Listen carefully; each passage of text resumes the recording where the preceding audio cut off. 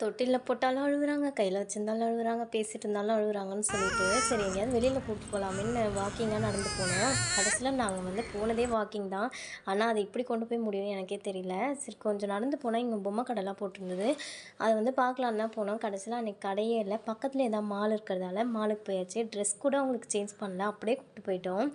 போயிட்டு நாங்க எதுவுமே வந்து வாங்குற மாரி இல்ல. ₹300 தான் எடுத்துட்டு போனோமே. சரி நம்ம டிசைன்ஸ் எல்லாம் பார்க்கலாம் அப்படின்னு சொல்லிட்டு, இது எல்லாமே வந்து டைமண்ட் ஸ்டட்ஸு. இந்த இயரிங் வந்து ரோஸ் கோல்டு எனக்கு ரொம்ப பிடிச்சிருந்தது டிஃப்ரெண்ட்டா. ஸோ அதையும் பார்த்துட்டு அப்படியே வந்தாச்சு. எனக்கு எக்ஸ்கலேட்டர்னா ரொம்ப பயம். உங்களுக்கு எப்படின்னு சொல்லி கமெண்ட் பண்ணிடுங்க.